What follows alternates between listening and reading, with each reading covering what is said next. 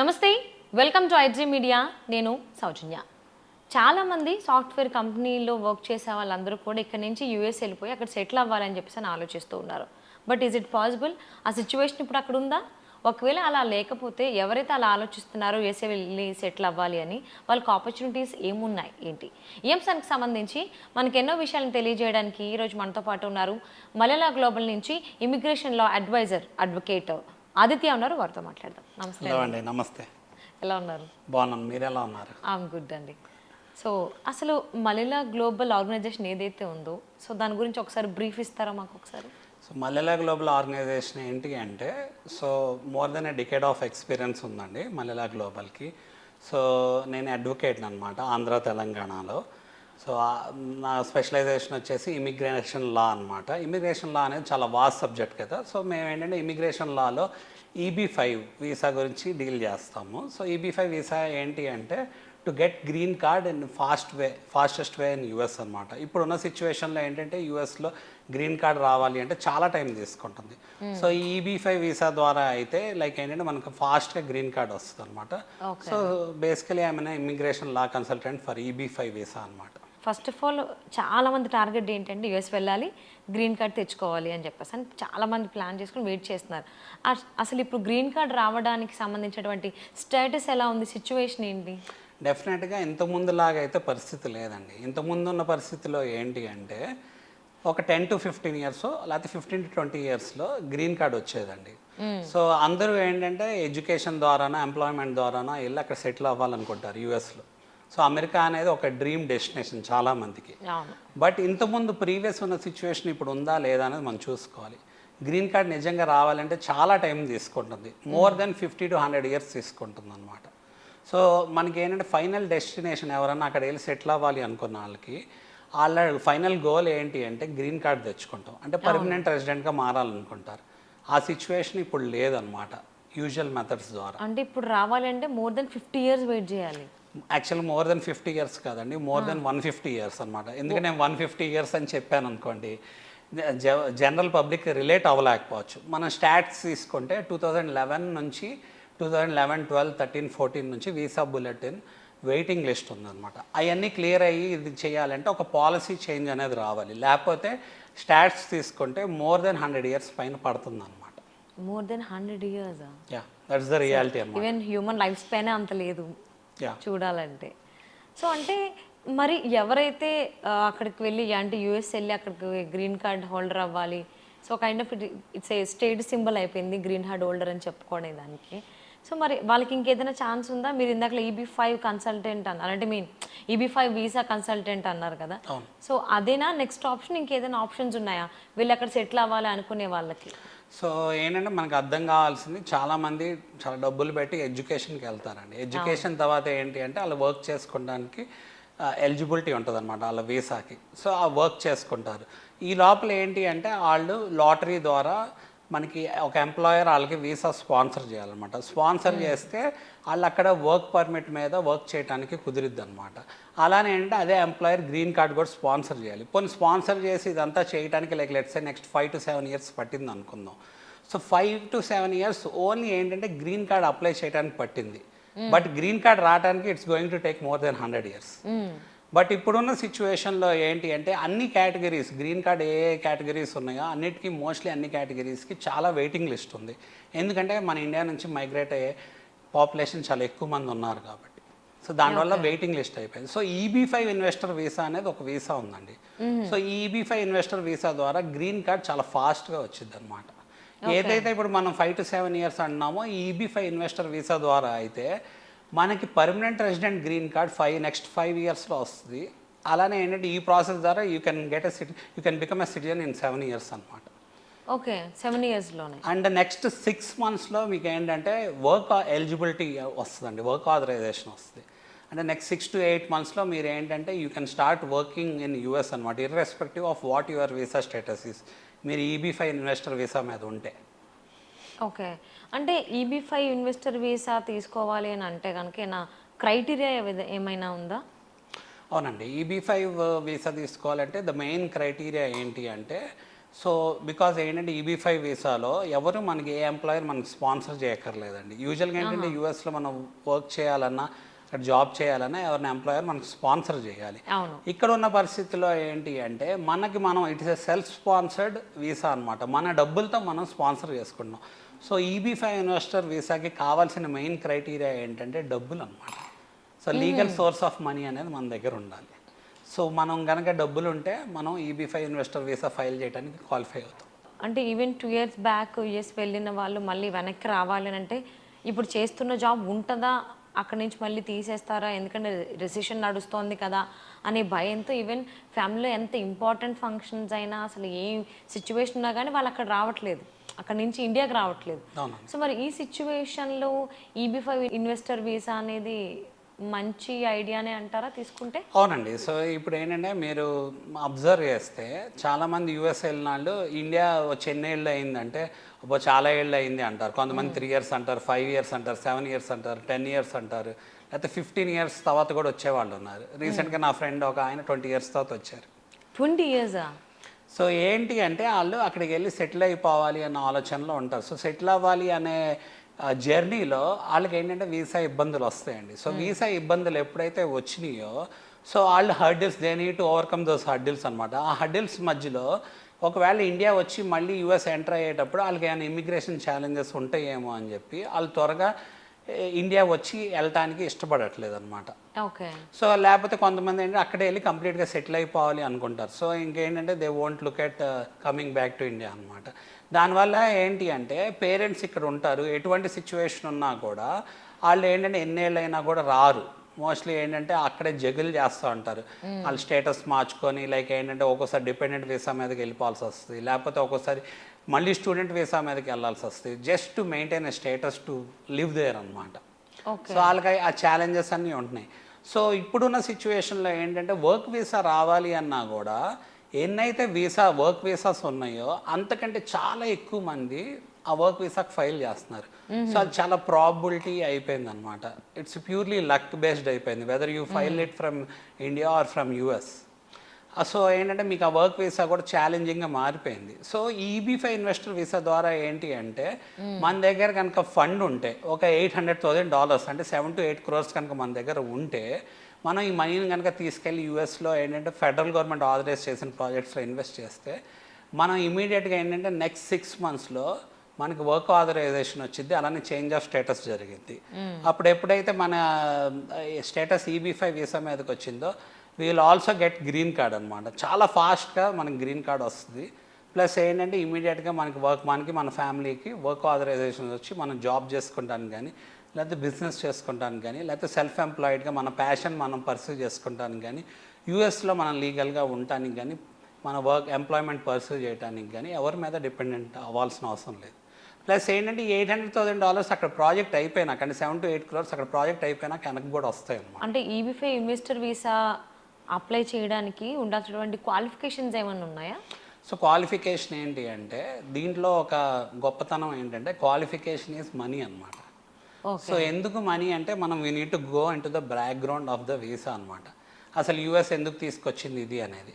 So మనం ఏదైతే $800,000 EB5 investor visa to get green card కోసం ఇన్వెస్ట్ చేస్తున్నామో 7 to 8 crores, ఆ ఫండ్ ఎప్పుడైతే యూఎస్కి వెళ్ళి అక్కడ ఇన్వెస్ట్ చేయబడిద్దో ప్రాజెక్ట్లో ఈ ఫండ్ని ఏంటంటే ఎకానమీ అంటే ఒక ఫారిన్ ఇన్వెస్ట్మెంట్ కింద గుర్తించి దీనివల్ల ఎంప్లాయ్మెంట్ ఎకానమీ బూస్టప్ అవుతుంది లేదా అక్కడ డెవలప్మెంట్ జరుగుతుంది అనేది గుర్తించి దానివల్లే మనకి గ్రీన్ కార్డ్ అనేది వస్తుంది జరుగుతుంది. ఓకే. సో దానివల్లే మనకి ఏంటంటే United States citizenship service and immigration service authorise చేసిన ప్రాజెక్ట్స్లో మనం కనుక రీజనల్ సెంటర్స్ ద్వారా ఇన్వెస్ట్ చేస్తే మనకి green card as soon as possible వస్తుంది అనమాట. ఈవెన్ మనం యూఎస్ వెళ్ళాలంటే కూడా స్టూడెంట్స్ కానీ అయితే అంటే కంపెనీ త్రూ వెళ్తే అది డిఫరెంట్. మనం వెళ్ళాలంటే మినిమం బ్యాంక్ బ్యాలెన్స్ అనేది మెయింటైన్ చేయాలి, ఇంత మనం చూపించాలనేది కూడా ఉంటుంది కదా. సో అలా ఏదైనా ఉంటుందా ఈ EB5 ఇన్వెస్టర్ వీసాకి సంబంధించి? మనకు అర్థం కావాల్సింది ఏంటంటే అండి మనకి చాలా రకాల వీసాలు ఉన్నాయి. ఇప్పుడు విజిట్ వీసా ఉంది, స్టూడెంట్ వీసా ఉంది, లేకపోతే ఎంప్లాయ్మెంట్ వీసాస్ ఉన్నాయి. ఎంప్లాయ్మెంట్ వీసాస్లో కూడా చాలా రకాలు ఉన్నాయి. L కేటగిరీ ఉంది, H కేటగిరీ ఉంది, ఇంకా డిఫరెంట్ కేటగిరీస్ ఉన్నాయి. సో పర్పస్ ఆఫ్ వీసా బట్టి అక్కడ the entire dynamics will change. Like let's visit visa మీద ఎవరైనా వెళ్ళారనుకోండి, విజిట్ వీసా మీద వెళ్ళిన వాళ్ళు వర్క్ చేయొచ్చా అంటే చేయకూడదు.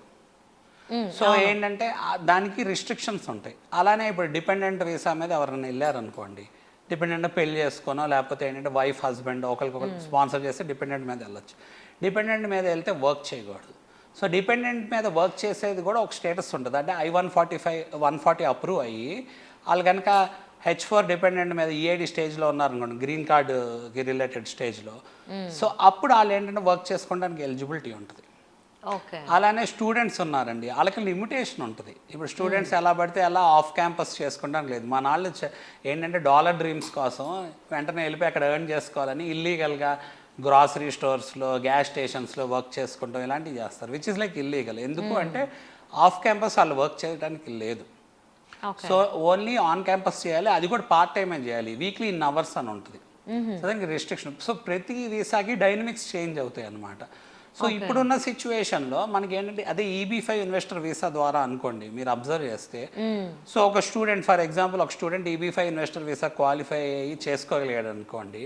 సో ఇమీడియట్గా ఆ స్టూడెంట్ ఒక స్టేటస్ EB-5 ఇన్వెస్టర్ వీసా మీదకి ఎప్పుడైతే మారుతుందో హీ కెన్ స్టార్ట్ వర్కింగ్. ఇప్పుడు చదువుకునేటప్పుడే then he can start searching for other employment opportunities, లేదా ఇండస్ట్రీలోకి ఎంటర్ అయిపోవచ్చు. ఎలా అయితే అక్కడ అమెరికన్ స్టూడెంట్స్ జాబ్ చేసుకుంటూ చదువుకుంటారో బయట, అలా వీళ్ళు కూడా చేసుకోవచ్చు. సో ఎందుకంటే ఏ ఎంప్లాయర్ మనకి వీసా స్పాన్సర్ చేయాల్సిన అవసరం లేదు కదా. మన అంటే ఎంప్లాయర్ని అడగాల్సిన అవసరం లేదు, మాకు వీసా స్పాన్సర్ చేయండి అని చెప్పి. మోరోవర్ ఏంటంటే ఎంప్లాయర్ కూడా ఇంట్రెస్టెడ్గా ఉంటాడు, ఎందుకంటే వీసా స్పాన్సర్ చేయాలి అంటే again there's a lot of work involved in it కదా. కొంత ఎక్కువ డ్యూరేషన్ పట్టింది. లైక్ లెట్స్ ఓపెనింగ్స్ వచ్చినాయి అనుకోండి కంపెనీలో, చాలా టైం పట్టింది కదా. సో అదే ఫారెన్ స్టూడెంట్కి ఏమైంది, ఆ visa status, work eligibility status అదంతా స్పాన్సర్ చేయడానికి అదంతా టైం పట్టింది. అదే EB-5 ఇన్వెస్టర్ వీసాలో ఇమీడియట్గా వాళ్ళు ఏంటంటే they can approach employer, if the employer is interested they can start working with the employer. అంటే ఆపర్చునిటీస్ కూడా పెరుగుతున్నాయి. అంటే మీరు EB-5 ఇన్వెస్టర్ వీసా కావాలంటే ఇట్స్ కైండ్ ఆఫ్ చాలా హ్యూజ్ అమౌంట్. అది 700 to 800 CR చెప్పారు. అంటే అంత అమౌంట్ ఉంటే అక్కడికి వెళ్ళి సెటిల్ అవ్వాల్సిన అవసరం ఏముంది? So that's a very good question అండి, చాలా మంచి క్వశ్చన్ అడిగారు. సో ఏంటంటే $800,000 అంటే 7 to 8 crores అండి. సో 7 to 8 crores కూడా ఎలాంటిది అంటే completely white legal documented money ఉండాలి. అది ఎలా మనం జాగ్రత్తగా డాక్యుమెంట్ చేసుకుంటాం అనేది కూడా చాలా ఇంపార్టెంట్. సో $800,000 అంటే 7 to 8 crores అండి. Still it's a very huge money, తప్పకుండా. బట్ ఏంటంటే ఈ మనీ మనకి వెనక్కి వస్తాయి, బట్ పెట్టినాక మళ్ళీ వెనక్కి వస్తాయి మనకి. ఎస్, వెనక్కి వస్తాయి. ఏంటంటే ప్రాజెక్ట్ ఒక డ్యూరేషన్ బట్టి మనకి నెక్స్ట్ 2 to 4 yearsలో మనకి వెనక్కి వస్తాం జరిగిద్ది అనమాట, ప్రాజెక్ట్ కంప్లీషన్ బట్టి. బట్ మనకు అక్కడ అర్థం కావాల్సింది ఏంటంటే డెఫినెట్గా 7 to 8 crores అనగానే చాలా పెద్ద హ్యూజ్ మనీ అండి. ఇప్పుడు చాలా మందికి ఏం ఆలోచన ఉంటుందంటే అదే 7 to 8 crores మనం ఇక్కడ ఫిక్స్డ్లో పెట్టుకోవచ్చు, లేకపోతే షేర్స్లో పెట్టుకోవచ్చు, లేకపోతే ప్రాపర్టీలో, కమర్షియల్ ప్రాపర్టీలో పెట్టుకుంటే రెంటల్ ఇన్కమ్ వస్తుంది. అలా మనం పెట్టుకున్నప్పుడు దాని మీద మళ్ళీ మంత్లీ రిటర్న్స్ వస్తాయి. మరి మంత్లీ రిటర్న్స్, దానికి మళ్ళీ టాక్సేషన్ పార్ట్స్ ఇవన్నీ ఉంటాయి. అవన్నీ ఉండి కూడా మళ్ళీ ఎందుకు మనం 7 to 8 crores తీసుకెళ్ళి అక్కడ ఇన్వెస్ట్ చేయాలి అనేది ఇట్స్ ఎ బిగ్ క్వశ్చన్. ఎందుకు అంటే ఇప్పుడు మన పిల్లల్ని మనం మంచి ఎడ్యుకేషన్ కోసం ఎందుకు US పంపిస్తున్నాం, ఇక్కడే చదివించవచ్చు కదా. ఇక్కడ కూడా ఏంటి అంటే బెస్ట్ స్కూల్స్కి పంపించాలి, ఎన్ని లక్షలైనా పర్లేదు అని పంపిస్తున్నారు. అంటే హై క్వాలిటీ ఆఫ్ ఎడ్యుకేషన్ కోసం, అంటే గ్లోబల్ ఎక్స్పోజర్ కోసం US ఎందుకు వెళ్తున్నారు, గ్లోబల్ ఎక్స్పోజర్ కావాలి. అలానే ఏంటంటే టాప్ స్టాండర్డ్స్లో ఉండాలి, మంచి లైఫ్ స్టైల్ ఉండాలి. So people like who had taken a decision to live and settle in USకి వాళ్ళకి ఇక్కడ పనికి వస్తుందండి. సో EB-5 ఇన్వెస్టర్ వీసా అనేది. So if someone is having a mindset like ఏంటంటే ఆ 7 to 8 crores మనం అక్కడెందుకు, ఇక్కడే ఇన్వెస్ట్ చేద్దామంటే డెఫినెట్లీ ఇక్కడైనా ఏంటంటే ఇన్వెస్ట్ చేశాక there might be like some instability, market fluctuations అవన్నీ ఉంటాయి. బట్ స్టిల్ ఏంటంటే మనకు వచ్చే రిటర్న్స్ ఎంతో కొంత వస్తాయి కదా 7 to 8 crores మీద. ఒకవేళ ఆ రిటర్న్స్ మీద మనం బతికేద్దాం అనుకున్నప్పుడు మనం there is no need in looking towards US, America, because people are looking at US. ఏంటంటే ఒక ల్యాండ్ ఆఫ్ ఆపర్చునిటీస్, అక్కడికి వెళ్ళి సెటిల్ అవ్వాలి. ఇట్స్ ఎ గ్లోబల్ కంట్రీ, మంచి ఎకానమీ ఉన్న కంట్రీ అని చెప్పి అక్కడికి వెళ్ళి సెటిల్ అవ్వాలి. లైఫ్ స్టైల్ బాగుంటుంది, పిల్లల ఎడ్యుకేషన్ క్వాలిటీ బాగుంటుంది, అలానే ఎంప్లాయ్మెంట్ క్వాలిటీ బాగుంటుంది, లైఫ్ స్టైల్ బాగుంటుంది, సిస్టమేటిక్గా ఉంటుంది అని చెప్పి అక్కడికి వెళ్ళి సెటిల్ అవ్వాలనుకున్నారు. మరి అక్కడికి వెళ్ళి సెటిల్ అవ్వాలి అనుకున్నప్పుడు వాళ్ళకున్న పరిస్థితి ఏంటి, నిజంగా గ్రీన్ కార్డ్ వచ్చే పరిస్థితి ఉందా, పర్మనెంట్ రెసిడెంట్ అయ్యే పరిస్థితి ఉందా, ఏం మార్గాలు ఉన్నాయి అవన్నీ ఎవాల్యుయేట్ చేసుకొని వ్యాలిడేట్ చేసుకోవాలి.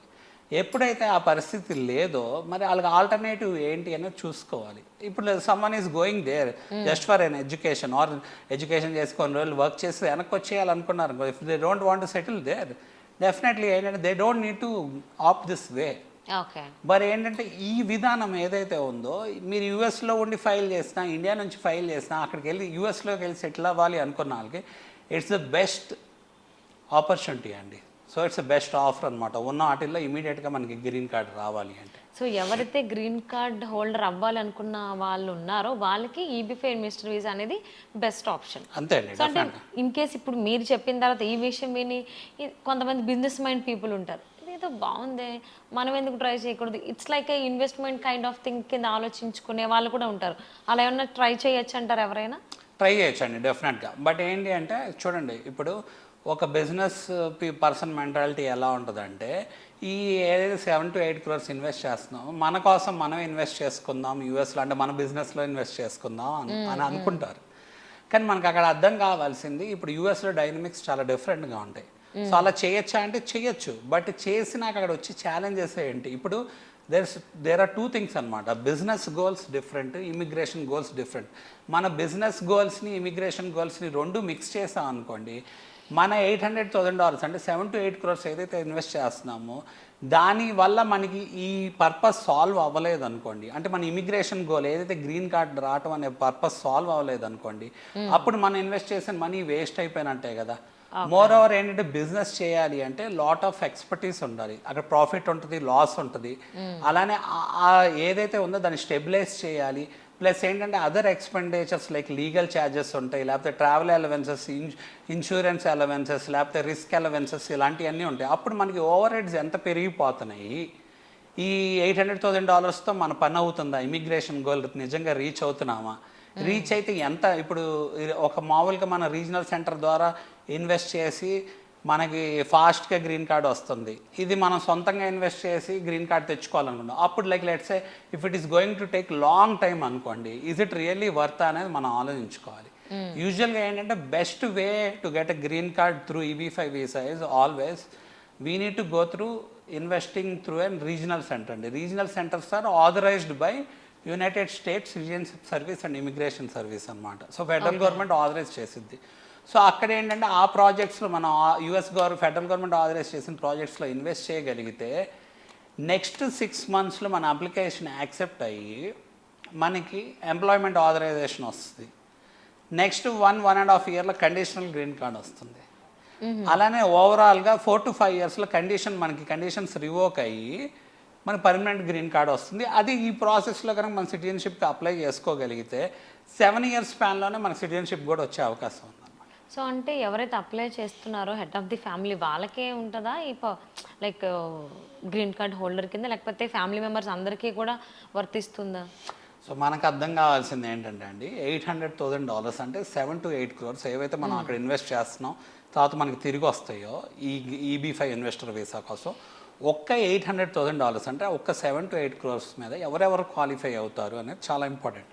సో అప్లికేషన్ కింద లైక్ లెట్స్ సే అప్లికెంట్ ఒక స్పౌస్, లైక్ వైఫ్ అప్లై చేస్తే హస్బెండ్ అప్లై చేస్తే వైఫ్ అనుకోండి, ప్లస్ వాళ్ళ చిల్డ్రన్ అనగానే అన్మ్యారీడ్ 21 years బిలో ఉన్న చిల్డ్రన్ క్వాలిఫై అవుతారు. సో 21 years అబౌవ్ అంటే technical they are no way called as like children కదా, they will become adults, they are separate unit. కొన్ని కేసెస్లో ఏమైంది అంటే ఒక పిల్లాడేమో 21 బిలో ఉంటాడు, ఇంకో పిల్లాడేమో 21 అబోవ్ ఉంటారు. అప్పుడు 2 separate అప్లికేషన్స్ ఫైల్ చేయాలి. అంటే మళ్ళీ అగైన్ అందరు $800,000 7 to 8 crores. అలాంటి వాటిల్లో యూజువల్గా ఏమైంది అంటే ఫస్ట్ ఎవరైతే పెద్ద పిల్లాడు ఆర్ లైక్ పెద్ద పిల్ల ఉన్నారో వాళ్ళకి స్పాన్సర్ చేస్తారు. డబ్బులు వెనక్కి వచ్చాక మళ్ళీ ఈ ఫ్యామిలీ అంతా క్వాలిఫైడ్ చేసుకుంటారు. ఎవరికి ఫస్ట్ ఇంపార్టెన్స్ ఉందో, లేకపోతే ఇద్దరు డబ్బులు ఉంటే హ్యాండ్ఫుల్ ఆఫ్ అమౌంట్ ఇద్దరికి చేసుకోవచ్చు. ఎనీథింగ్ ఇస్ ఫైన్ అనమాట. సో మళ్ళీ ఏంటంటే పేరెంట్స్ క్వాలిఫై అవ్వరండి, ఎందుకంటే పేరెంట్స్ మళ్ళీ సపరేట్ యూనిట్ కదా. లైక్ లెట్స్ సే ఇప్పుడు అప్లికెంట్ ఒక పేరెంట్స్ సపరేట్ ఉండి, అప్లికెంట్ డెఫినెట్లీ పెద్దవాళ్ళు అయి ఉంటారు, వాళ్ళ పిల్లలు ఉంటారు. సో ఏంటంటే ఆ పేరెంట్స్ వేరే యూనిట్ కిందకి వస్తారు. పేరెంట్స్ స్పాన్సర్ చేయాలంటే చాలామంది ఏం చేస్తారు అంటే ఈ ప్రాసెస్ ద్వారా నెక్స్ట్ 5 to 7 yearsలో వాళ్ళకి పర్మనెంట్ గ్రీన్ కార్డ్ వచ్చేస్తుంది. 7 yearsలో సిటిజన్షిప్ వచ్చింది కాబట్టి వాళ్ళు మళ్ళీ వాళ్ళ పేరెంట్స్కి they can sponsor citizenship or green card అనమాట. ఆ గ్రీన్ కార్డ్ పేరెంట్స్కి వచ్చింది. ఈ లోపల ఏంటంటే parents can start visiting them అనమాట. విజిట్ వీసా ఉంటుంది కదా, సో 6 months అలా ఉంటుంది. ప్లస్ ఏంటంటే ఒక 2 months 8 months వరకు ఎక్స్టెన్షన్ కూడా ఇస్తారు. సో వాళ్ళ పేరెంట్స్ ఒక పర్పస్ అదే కదా, విజిటింగే కాబట్టి అది సరిపోద్ది అనమాట. ఓకే. అంటే ఈ EB-5 ఇన్వెస్టర్ వీసా మీద ఎవరికైతే ఇంట్రెస్ట్ ఉందో, సో వాళ్ళు ఏమేమి ప్రిపేర్ చేసుకోవాలంటే, ఈ వీసా వచ్చే టైంలో గానీ, అప్లై చేసే టైంలో గానీ, ఎదుర్కొనేటువంటి ఇబ్బందులు గానీ, కైండ్ ఆఫ్ సవాళ్ళు అలా అంటారు. అలా ఉన్నాయా? యా అండి, డెఫినెట్లీ. సో ఏంటంటే ప్రతిదానికి ఛాలెంజెస్ ఉంటాయి. మనం ఇందాక మాట్లాడుకున్నట్టు, సో ఈ $800,000 అంటే 7 to 8 crores అనేది హ్యూజ్ అమౌంట్ ఆఫ్ మనీ కదా. చాలామంది నా దగ్గర డబ్బులు ఉన్నాయి అనుకుంటారు, బట్ ఏంటంటే నిజంగా ఉన్నాయా, ఆ మనీని ఎలా మనం డాక్యుమెంట్ చేసుకోగలగాలి. అంటే మనం లిక్విడ్‌లో 7 to 8 CR ఇండియన్ కరెన్సీలో అలా చూపించాలా? లేకపోతే ప్రాపర్టీ చూపించాలా? సో మనం ఏదైతే ఫండ్ మన దగ్గర ఉందో, మనకి ఏ రూపంలో అయినా ఉండనండి, ప్రాపర్టీ రూపంలో ఉండనండి, షేర్స్ రూపంలో ఉండండి, సేవింగ్స్ రూపంలో ఉండండి, బిజినెస్ రూపంలో ఉండండి, ఫైనల్గా ఎవ్రీథింగ్ షుడ్ బి లిక్విడేటెడ్ అండి. లిక్విడేట్ చేసిన 7 to 8 crores తీసుకెళ్ళి మనం యూఎస్లో ఇన్వెస్ట్ చేయాలి. సో ఈ మనీని ఏదైతే ఉందో వీళ్ళ దగ్గర 7 to 8 crores దాన్ని జాగ్రత్తగా మనం డాక్యుమెంటేషన్ చేసుకొని EB-5 investor visa source of fund కింద క్వాలిఫై అయ్యేటట్టు చూసుకోవాలి. లేకపోతే ఈ ఫండ్ మనకి పనికిరాదు. ఎప్పుడైతే మనం ఈ సోర్స్ ఆఫ్ ఫండ్ని జాగ్రత్తగా డాక్యుమెంటేషన్ చేసుకున్నామో అప్పుడే ఈ సోర్స్ ఆఫ్ ఫండ్ క్వాలిఫై అవుతుంది అనమాట ఈ EB-5 ఇన్వెస్టర్ వీసాకి. అది చాలా ఇంపార్టెంట్. ఆ డాక్యుమెంటేషన్ పార్ట్ అనేది, సో మనకి ఏంటంటే లీగల్ ఎక్స్పర్ట్ గైడెన్స్ తీసుకొని మీరు జాగ్రత్తగా డాక్యుమెంట్ చేసుకోగలగాలి. ఇప్పుడు మీ దగ్గర బ్లాక్ మనీ ఉందనుకోండి, ఆ బ్లాక్ మనీని డాక్యుమెంటేషన్ లేకపోతే అది పనికిరాదు. అది no more, it's a white money అనమాట. సో మనకి ఎవరైనా బై మిస్టేక్ లేక ఏంటంటే హవాలా ద్వారానో అలా పంపుతున్నారు అనుకోండి, అలాంటి మనీ అనేది పనికిరాదు. సో ఈ అకౌంట్ ద్వారా ట్రాన్సాక్షన్ అయ్యి ఉండాలి మనీ. బేసికలీ దాని డాక్యుమెంటేషన్ ఉండాలి, ఎక్కడి నుంచి వచ్చింది, ఎలా వచ్చింది, ఎవరిని ఇచ్చారనుకో, ఎందుకు ఇచ్చారు, వాళ్ళకి ఇచ్చే కెపాసిటీ ఉందా, ఇలాంటివన్నీ కూడా మనకి ఏంటంటే ఈ డాక్యుమెంటేషన్ పార్ట్లో చాలా ఫ్యాక్టర్స్ ఉంటాయి అన్నమాట. సో ఎందుకు ఇలా ఉంటుంది అంటే ఈ procedure, there will be particular procedure for scrutiny అనమాట. ఇప్పుడు ఎవరు పెడితే వాళ్ళు 8 crores నా దగ్గర ఉన్నాయి కదా అని చెప్పేసి యూఎస్లోకి ఎంటర్ అయిపోయారు అనుకోండి, లైక్ లెట్సే ఒక టెర్రరిస్టో లేకపోతే ఎవరన్నా ఇంటర్నల్ అగ్రెషన్కో లేకపోతే ఎక్స్టర్నల్ అగ్రెషన్కో ఎంటర్ అయిపోతున్నారు అనుకో, it's a threat for the country కదా. సో వాళ్ళు ఏం చూస్తారు, అది మనీ లాండరింగ్ చేసి వచ్చింది కాదు, ఇల్లీగల్గా వచ్చింది కాదు అనేది చూసుకుంటారు. సో దానికి ఒక సిస్టమాటిక్ ప్రొసీజర్ ఉంటుంది. సో యుఎస్ పెద్ద కంట్రీ కదా, అది US country, it's global country కాబట్టి అక్కడ ఉన్న దానికి ఒక సిస్టమాటిక్గా దానికి ఒక విధానం ఉంటుంది. స్టెప్స్ వైజ్గా దానికి ప్రొసీజర్ ఉంటుంది. ఆ స్టెప్స్ వైజ్గా మనకి ఏంటంటే work authorisation, conditional green card and permanent green card వస్తాం జరిగింది. అలానే మన డబ్బులు మనకి వెనక్కి వస్తాయి. ప్రాజెక్ట్ బట్టి ప్రాజెక్ట్ యొక్క డ్యూరేషన్ బట్టి మనకు ఉంటుంది అనమాట. డబ్బులు వెనక్కి ఎప్పుడు వస్తాయి, ఎలా వస్తాయి అని.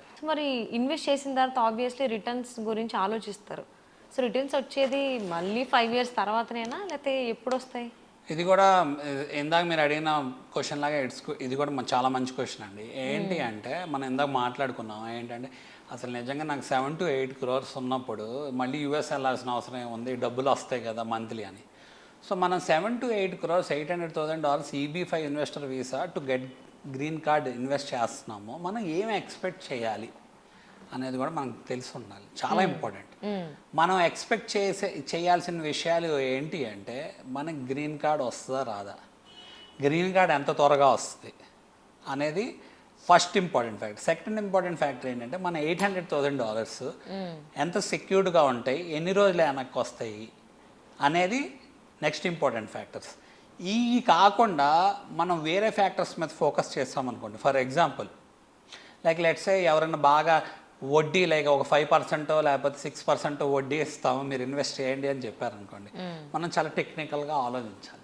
రేట్ ఆఫ్ ఇంట్రెస్ట్ మనకి ఇస్తున్నారు అనుకోండి, బ్యాంక్ నుంచే తెచ్చుకోవచ్చు లేకపోతే ప్రైవేట్ లెండర్ నుంచి తెచ్చుకోవచ్చు, మన డబ్బులు అవసరం లేదు కదా.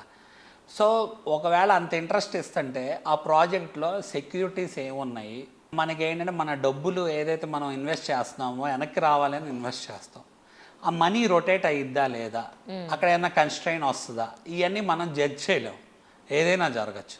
సో అందుకనే మనం ఎప్పుడు మన పారామీటర్స్ ఏవైతే ఉన్నాయో ఎక్స్పెక్టేషన్ పారామీటర్స్ అవి చాలా ఇంపార్టెంట్ అనమాట. సో మనం ఒక స్టేబుల్ ప్రాజెక్ట్లో ఇన్వెస్ట్ చేయాలి అనుకుంటాం కదా, డెఫినెట్గా మన డబ్బులు ఎక్కడికి వెళ్ళకుండా ఉండాలి, మన డబ్బులు మనకి వెనక్కి రావాలి, మనకి గ్రీన్ కార్డ్ మ్యాండేటరీగా రావాలి, త్వరగా రావాలి. సో ఈ పారామీటర్స్ చూసుకోవాలి. డెఫినెట్గా ఏంటంటే నామినల్ రేట్ ఆఫ్ ఇంట్రెస్ట్ ప్రతి ప్రాజెక్ట్ వాళ్ళు ఇస్తారండి, మనం దాని గురించి ఆశపడకూడదు. ఓకే. ఒకవేళ ఎవరైనా మనకు ఆఫర్ చేస్తున్నారు అనుకోండి, ఎందుకు ఆఫర్ చేస్తున్నారు అనేది కూడా మనం అనలైజ్ చేసుకోవాలి. లైక్ లెట్స్ ఎక్కువ ఆఫర్ చేస్తున్నారు అనుకోండి, మనం చూసుకోవాలి, ఆ ప్రాజెక్ట్ని అనలైజ్ చేసుకోవాలి, ఆ ప్రాజెక్ట్ యొక్క స్టెబిలిటీ ఏంటో మనకు తెలియాలి. సో ఆ ప్రాజెక్ట్ నిజంగా రొటేట్ అయిద్దా, మన మనీని తీసుకెళ్ళి ఎక్కడ పెడుతున్నారు, లైక్ ఏంటంటే సీనియర్ లోన్ అంటే ఫస్ట్ లోన్ కింద పెడుతున్నారా, అంటే దానికి ఎక్కువ షూరిటీ అండ్ సెక్యూరిటీ ఉన్న చోట పెడుతున్నారా, లేకపోతే జస్ట్ మీది ఈక్విటీ ఇన్వెస్ట్మెంట్ తీసుకెళ్ళి ఈక్విటీ కింద పెట్టారనుకోండి, లైక్ లెట్సే ఇమీడియట్గా నెక్స్ట్ 2 to 4 yearsలో మీ మనీ రావాల్సింది 10 yearsలోనో లేకపోతే అసలు రాలేదనుకోండి, అప్పుడు మీ సిచ్యువేషన్ ఏంటనేది కూడా మీరు ఆలోచించుకోవాలి. ఓకే. అందుకని చాలా లీగల్ డాక్యుమెంటేషన్ ఇంపార్టెంట్, అలానే మీరు ఏం ఎక్స్పెక్ట్ చేస్తారు అనేది చాలా ఇంపార్టెంట్. రిలయబుల్గా ఎక్స్పెక్ట్ చేయాలి. చాలామంది ఏంటంటే టెంప్ట్ అవుతారు. ఇప్పుడు మనకి ఏంటంటే ఫండ్స్ ఎవరికైనా రావట్లేదు అనుకోండి, మీకు ఎక్కువ ఇంట్రెస్ట్ ఇస్తామని చెప్తే it's easy to attract fund కదా. సో అలాంటి పారామీటర్స్ అన్ని మీరు జాగ్రత్తగా మార్కెట్లో మనకి ఏం రిస్క్స్ ఉన్నాయి, ఏంటి అసలు నిజంగా రిలయబిలిటీ ఏంటి అనేది మనం అనలైజ్ చేసుకోవాలి. అంటే ఎవరైతే ఇన్వెస్ట్ చేయాలని అనుకుంటున్నారో సో వాళ్ళు కంపెనీస్ని ఎలా చూస్ చేసుకోవాలి? దట్స్ వెరీ గుడ్ క్వశ్చన్ అండి. సో ఏంటి అంటే డెఫినెట్గా సో ఎవరితో అసోసియేట్ అవుతున్నారో వాళ్ళ ఎక్స్పీరియన్స్ చాలా ఇంపార్టెంట్ అండి. ఓకే. సో వాళ్ళు ఎంత ప్రొఫెషనల్, వాళ్ళు ఎంత క్వాలిఫైడ్ అనేది చాలా ఇంపార్టెంట్. సో అంటే కంపెనీ ఎప్పటి నుంచి స్టార్ట్ అయింది, Definitely. సో బ్యాక్ ఎండ్ అంతా చూసుకోవాలి. ఎంత ఎక్స్పీరియన్స్ ఉంది కంపెనీకి, నిజంగా అంత మంచి ఆథరైజేషన్స్ ఉన్నాయి.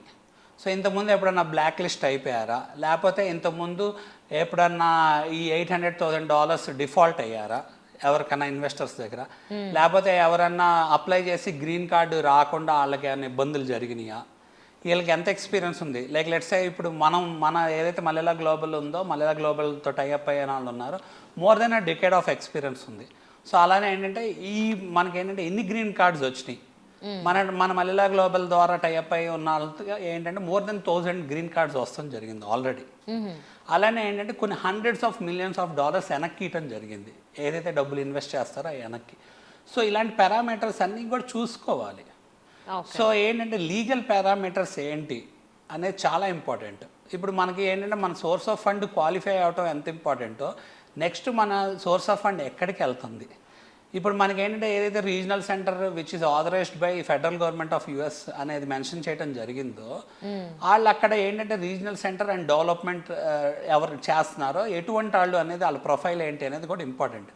ఎందుకంటే ఈ $800,000 7 to 8 crores లిక్విడేట్ చేశాక మనకి అక్కడ ప్రాజెక్ట్లో ఎస్క్రో అకౌంట్లోకి వెళ్తుందండి. ఈ ఎస్క్రో అకౌంట్ ఏంటంటే purely for the purpose of this project development అనేది క్రియేట్ చేసిన అకౌంట్ అనమాట. ఇది ఏంటంటే it is again monitored by securities exchange commission. మనకి సెబీ అనేది బాడీ ఎలా ఉందో అలానే ఇక్కడ సెక్యూరిటీ ఎక్స్చేంజ్ కమిషన్ అనేది ఒక బాడీ ఉంటుంది, అది దాన్ని స్క్రూటినీ చేస్తుంది. వీళ్ళు ఏంటంటే ఆడిట్ చేసి రెగ్యులర్ ఆడిట్స్ అనేది అక్కడ ఆడిట్ చేసి ఒక స్టేజెస్ వైజ్గా రిలీజ్ చేయాలి. ఫండ్ ఎలా పడితే అలా ఫండ్ని ఎలా పడితే అలా వేరే వాటికి డైవర్ట్ చేయడానికో లేకపోతే మిస్యూజ్ చేయడానికో కుదరదు. స్టేజెస్ వైజ్గా ఫండ్ అనేది రిలీజ్ చేస్తారు. ఓకే. సో ఈ $800,000 కూడా మనం ఏంటంటే నెక్స్ట్ 6 monthsలో మన అప్లికేషన్ యాక్సెప్ట్ అయ్యి మనం గ్రీన్ కార్డ్ క్వాలిఫై అవ్వాలి కాబట్టి అప్లికేషన్ చేసుకోవడానికి మనకి లైక్ లెట్స్ $200,000 లేదా అంటే 2 crores లేదా ఒక 3 crores ఉన్నా మనం అప్లికేషన్ చేయొచ్చు. బట్ నెక్స్ట్ 6 months వాళ్ళకి టైం సేవ్ అయింది. నెక్స్ట్ 6 monthsలో ఈ $800,000 అంటే 7 to 8 crores అక్కడ ఇన్వెస్ట్ చేసి ఉండాలి మన అప్లికేషన్ కనుక యాక్సెప్ట్ అవ్వాలి అంటే. బట్ ఏంటంటే ముందే మన అప్లికేషన్ చేసుకోవడానికి 2 to 3 crores ఉన్న మన అప్లికేషన్ స్టార్ట్ చేయొచ్చు. సో టైం అనేది మనకే అడ్వాంటేజ్ అయ్యింది డెఫినెట్గా. ఓకే. అంటే కంపెనీ చూసింగ్లో కూడా అంటే ప్రైవేట్ సెక్టర్కి సంబంధించి చూసుకోవాలా, లేకపోతే గవర్నమెంట్ రిలేటెడ్ కొన్ని కంపెనీస్ ఉంటాయి ఆర్గనైజేషన్స్, అది చూసుకోవాలా, అసలు ఆ కంపెనీ టర్న్ ఓవర్ అసలు ఎంత ఉండాలి? So these are definitely regional centres or private entities అండి. సో యూఎస్లో లైక్ ఏంటంటే they are again authorised by the government, అంటే ఫెడరల్ గవర్నమెంట్ ఆథరైజ్ చేసి ఉండాలి. సో మనం చూసుకోవాల్సింది ఏంటంటే ఆ రీజనల్ సెంటర్ ఒక బ్యాక్గ్రౌండ్ ఏంటి, వాళ్ళు ఎంత స్టేబుల్గా ఉన్నారు, ఎంతమంది ఎన్ని ప్రాజెక్ట్స్ ఎగ్జిక్యూట్ చేశారు. అంటే ఏ సెక్టార్ అయితే చూసి బెటర్ అంటారు? డెఫినెట్గా ఇప్పుడు మనకు అర్థం కావాల్సింది ఏంటంటే obviously it will be A real estate sector అండి. ఏదైతే డెవలప్మెంట్ జరుగుతుందో మనకి ఇన్ఫ్రాస్ట్రక్చర్ డెవలప్మెంట్ కానీ లేకపోతే రియల్ ఎస్టేట్కి రిలేటెడ్ ఎక్కువ ఉంటుంది. రియల్ ఎస్టేట్ అనగానే హోటల్స్ అవ్వచ్చు, లేకపోతే రిసార్ట్స్ అవ్వచ్చు, లేకపోతే అమ్యూజ్మెంట్ పార్క్స్ అవ్వచ్చు, వాట్ ఎవర్ ఇట్ ఈస్. అంటే రియల్ ఎస్టేట్కి రిలేటెడ్, బిజినెస్కి రిలేటెడ్ ఎక్కువ ఉంటుంది అనమాట. సో మనం చూసుకోవాల్సింది ఏంటంటే ఈ ఆథరైజ్డ్ ఏదైతే ఫెడరల్ గవర్నమెంట్ యుఎస్సిఎస్ ఉందో, United States citizenship service authorisation ఉందా లేదా, అలానే ఏంటంటే ఏదైనా బ్లాక్ లిస్టింగ్ అలాంటివి జరిగినాయా, అలాంటివి చూసుకోవాలి. ఆథరైజేషన్తో పాటు ఎన్ని ప్రాజెక్ట్స్ ఇంతకుముందు ఎగ్జిక్యూట్ చేశారు. మళ్ళా గ్లోబల్ ద్వారా ఏంటి అంటే ఇలా ఆల్మోస్ట్ 15 ప్రాజెక్ట్స్ టైఅప్ అయ్యి కొలాబరేటెడ్ ఉన్న వాళ్ళు more than like 12 to 15 projects అనేది ఎగ్జిక్యూట్ చేయడం జరిగిందనమాట. So A part of the కంట్రీలో ప్రాజెక్ట్ జరుగుతుంది, ఇలాంటివి మీరు కావాలి అంటే లైక్ ఒక క్లయింట్ ఎవరైనా ఇన్వెస్ట్ చేయాలి అనుకున్న వాళ్ళు దే కెన్ గో దేర్ అనమాట. వాళ్ళు వెళ్ళి విజిట్ వీసా మీద అవసరం అయితే వెళ్ళి ప్రాజెక్ట్ చూసి రావచ్చు. They can interact with the officials. అసలు రీజనల్ సెంటర్ ఎలా ఉంది ఏంటి అనేది జడ్జ్ చేయొచ్చు వాళ్ళు. దే కెన్ స్క్రూటినీ చేయొచ్చు. వాళ్ళ ఎక్స్పీరియన్స్ ఏంటి, ఆ పీపుల్ ఎలాంటి పీపుల్, వాళ్ళ క్రెడెన్షియల్స్ ఏంటి. మనకేంటంటే మనకి టైఅప్ అయ్యి ఉన్న వాళ్ళందరూ like well qualified and certified people ఉన్నారండి. సో అందుకని మనకి జాగ్రత్తగా అసలు టీం ఎలాంటి వాళ్ళు, రిలయబిలిటీ ఏంటి, మనీ ఎక్కడికి వెళ్తున్నాయి, ఎలా ఆడిట్ అవుతున్నాయి, ఎలా how secured it is, collaterals ఏమన్నా ప్రాజెక్ట్లో కొలాటరల్స్ ఏమైనా ఇస్తున్నారా. లైక్ లెట్స్ మీరు $800,000 అంటే 7 to 8 crores ఇన్వెస్ట్ చేస్తున్నప్పుడు దానికి మళ్ళీ ఎంతో కొంత కొలాటరల్ ఉండాలి కదా. లైక్ లెట్స్ ప్రాజెక్ట్ ఫెయిల్ అయింది అనుకోండి, ఇక్కడ మనం సజెస్ట్ చేసేది క్లయింట్స్కి ఆల్మోస్ట్ ఏంటి double the amount of what they are investing collateral ఉంటుంది. ప్రాజెక్ట్ ఆగిపోతే is it again backed up by the investors, big investors to take the project to the next level అనేది కూడా వాళ్ళకి ఉండాలన్నమాట, safety and security. So already మలిలా global నుంచి అయితే మీరు అరౌండ్ 1000 పైనే గ్రీన్ కార్డ్ హోల్డర్స్ అంటే అంటే EB5 ఇన్వెస్టర్ వీసా త్రూ అయితే తీసుకున్నారు అంటారు కదా. అంటే మోస్ట్లీ వాళ్ళు ఎక్కడ ఇన్వెస్ట్ చేయించారు మీరు? సో యూజువల్గా ఎలా ఉంటుంది అంటే, సో మలిలా గ్లోబల్ కొలాబరేట్ అయిన ఏదైతే రీజనల్ సెంటర్ ఉందో, సో మనం టైఅప్ అయ్యి ఉన్నాళ్ళు. So they are not only dealing with India అండి, so they dealing with lot of countries అనమాట. More than like 30 countries deal చేస్తున్నారు. సో ఏంటంటే over a period of time ఏంటంటే చాలా గ్రీన్ కార్డ్స్ ఫైల్ చేయటం, EB5 వీసా ద్వారా file చేయడం జరిగింది. మనకు అర్థం కావాల్సింది ఏంటంటే ఇండియాకి వెయిటింగ్ లిస్ట్ ఉంది, ఎందుకంటే ఎక్కువ మంది మైగ్రేట్ అవుతున్నారు. అలానే చైనాకి ఉంటుంది. ఎక్కువ మైగ్రేట్ అయ్యే కంట్రీస్ ఏంటంటే India, China, Mexico, Vietnam, Taiwan. అలా మనకి కొంత పీపుల్ కొన్ని కంట్రీస్ నుంచి ఎక్కువ US మైగ్రేట్ అవ్వడానికి ఇష్టపడతారు. వాళ్ళకి వెయిటింగ్ లిస్ట్ ఎక్కువ ఉంటుంది. కొన్ని కంట్రీస్కి అసలు వెయిటింగ్ లిస్ట్ ఉండదండి. రీజనల్ సెంటర్ ఏదైతే ప్రాజెక్ట్ ఆపరేట్ చేస్తుందో అది అప్రూవల్ తెచ్చుకుంటుంది United States citizenship service and immigration service దగ్గర ఫెడరల్ గవర్నమెంట్ నుంచి. ఆ ప్రాజెక్ట్స్ ఏంటంటే మల్టిపుల్ ప్రాజెక్ట్స్ ఉంటాయి. ఇప్పుడు ప్రతి 2 yearsకి 3 yearsకి ఆ ప్రాజెక్ట్ ఒక ఎగ్జిక్యూషన్ లేకపోతే కంప్లీషన్ అయిపోయినాక ప్రాజెక్ట్ మారుతూ ఉంటుంది. ఇందాక నేను చెప్పినట్టు ఏంటంటే most of the projects are real estate based projects అనమాట. రియల్ ఎస్టేట్ డ్రివెన్ ప్రాజెక్ట్స్ అన్నీ ఏంటంటే బిజినెస్ ఓరియంటెడ్గా ఉంటాయి. Like whatever it is అనమాట.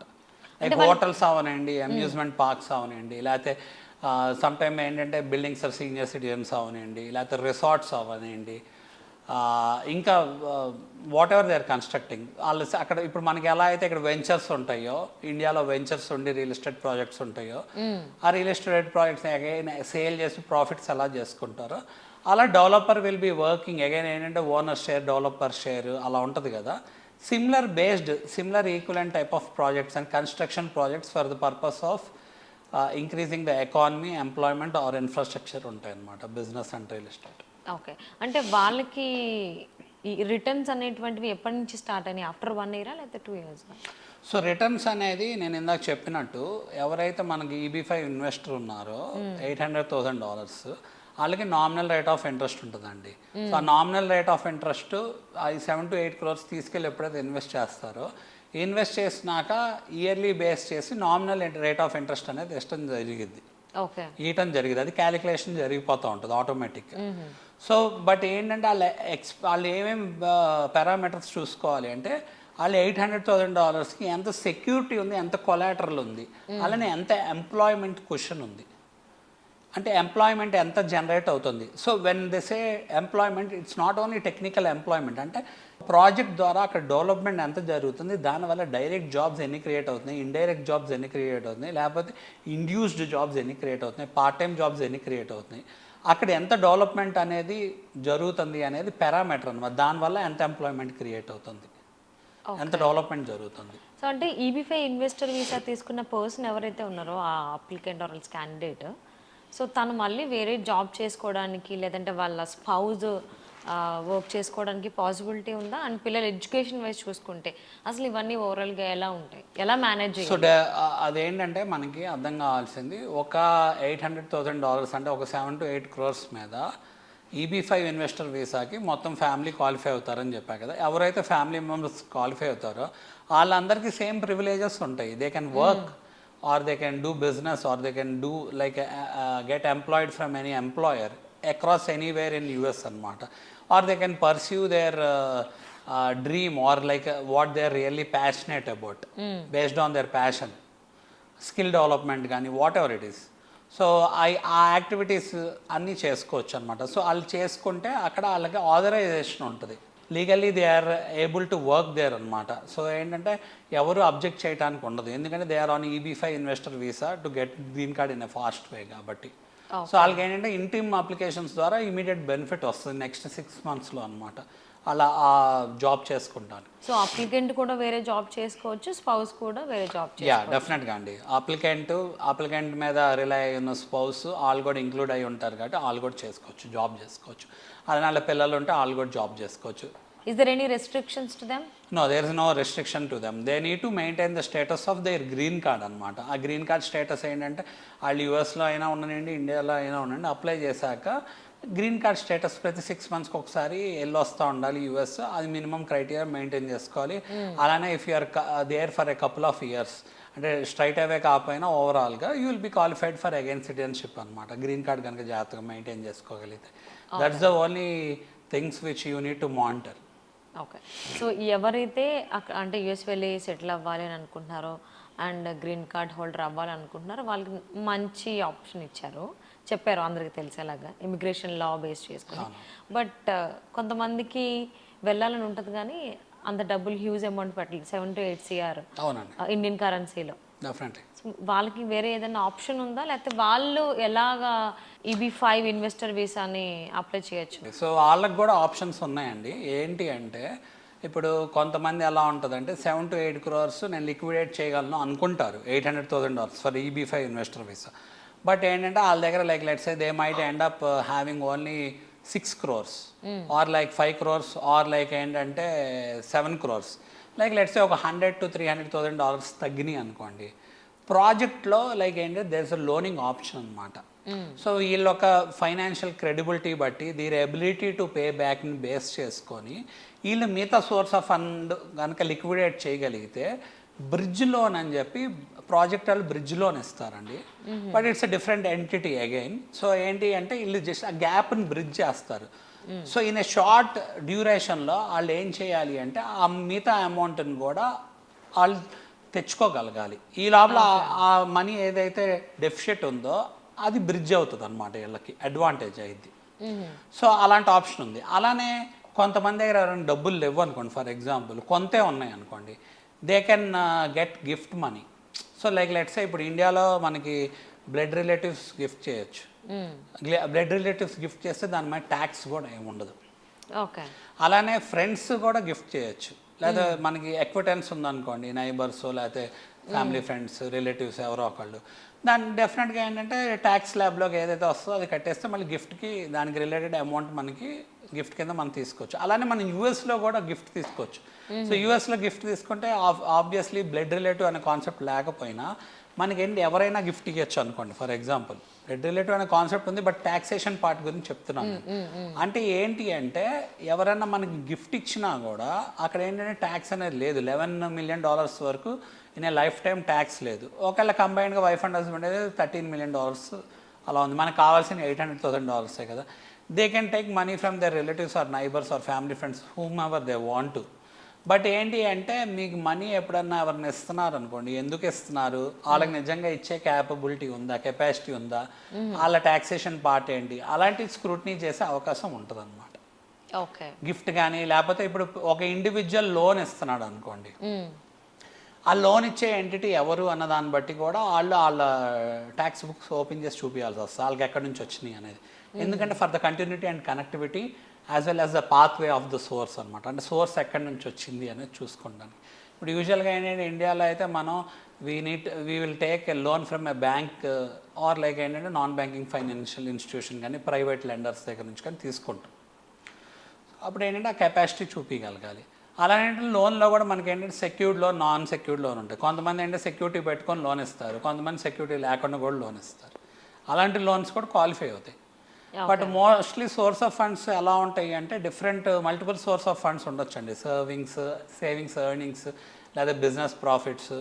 అలాగే మన ప్రాపర్టీ ఉందనుకోండి, ప్రాపర్టీని లిక్విడేట్ చేసినప్పుడు maximum amount off white income మనం లిక్విడేట్ చేసుకోగలిగితే ఆ ప్రాపర్టీ నుంచి వచ్చే మనీ కూడా మనకు క్వాలిఫై అయ్యింది. అలానే మన అగ్రిమెంట్స్ ద్వారా ఏదైనా మనకి మనీ వస్తుంది అనుకోండి, సమ్ కాంట్రాక్చువల్ అగ్రిమెంట్స్ ద్వారా ఆ మనీ కూడా మన డాక్యుమెంటేషన్ పార్ట్ని జాగ్రత్తగా చేసుకోగలిగితే EB-5 ఇన్వెస్టర్ వీసాకి సోర్స్ ఆఫ్ ఫండ్స్ కింద ఈ క్వాలిఫై అవుతాయి.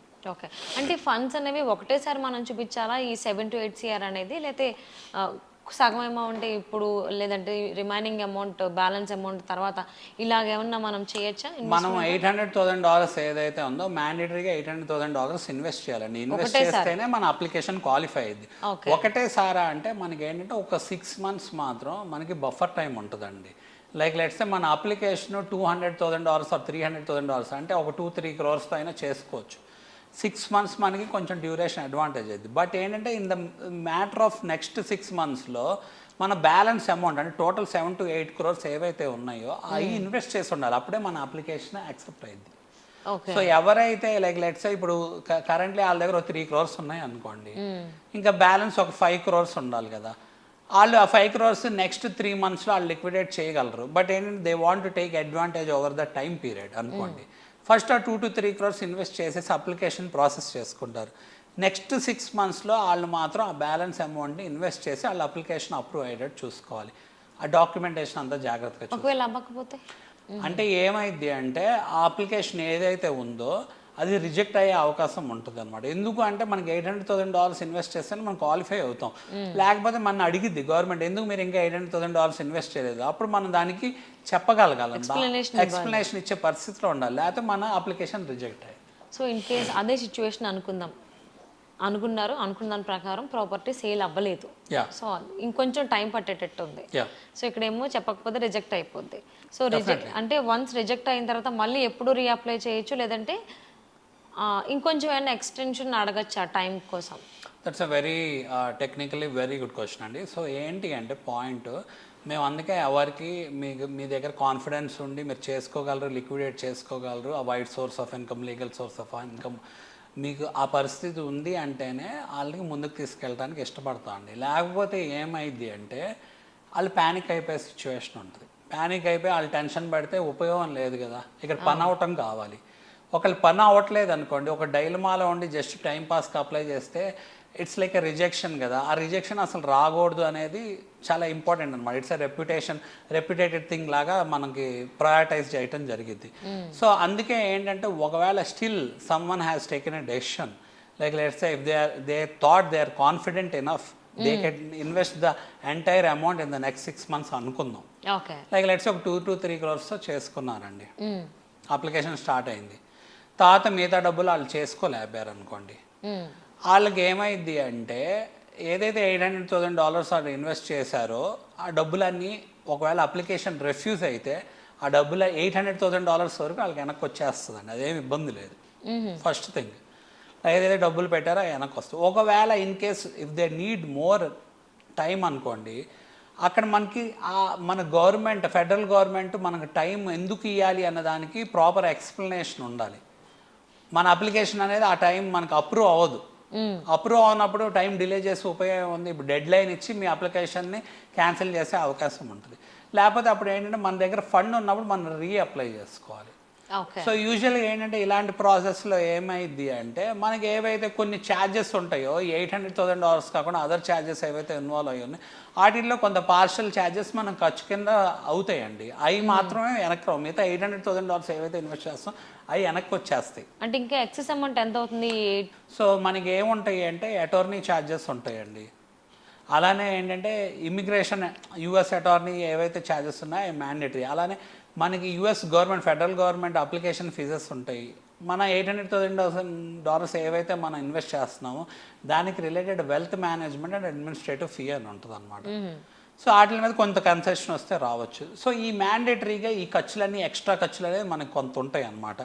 So which like really boils down to in నెంబర్స్లో తీసుకుంటే విచ్ మైట్ వేరీ అనమాట. అంటే like let's a project to project vary అయ్యింది యూజువల్గా. Like let's a attorney fee ఉందనుకోండి, $20,000 నుంచి $30,000 వరకు ఉండొచ్చు. అలానే మనకి ఏదైతే అప్లికేషన్ ఫీజెస్ ఉన్నాయో అవి కూడా $20,000 to $25,000 మధ్యలో ఉంటాయి. ప్లస్ ఏంటంటే wealth management and administrative fee అనేది ఒక $30,000 to $50,000 మధ్యలో మినిమం ఉంటుంది అనమాట. అయితే అలాగైనా మనం మేనేజ్ చేసుకోవచ్చు. అవునండి. So thank you so much Aditya గారు. ఎవరైతే యుఎస్ వెళ్ళి సెటిల్ అవ్వాలి, గ్రీన్ కార్డ్ హోల్డర్ అవ్వాలని చెప్పేసి అనే థాట్స్లో ఉన్నారో వాళ్ళకి చాలా valuable information about EB-5 investor visa గురించి ఎన్నో విషయాలు మాతో షేర్ చేసినందుకు thank you so much. Thank you అండి.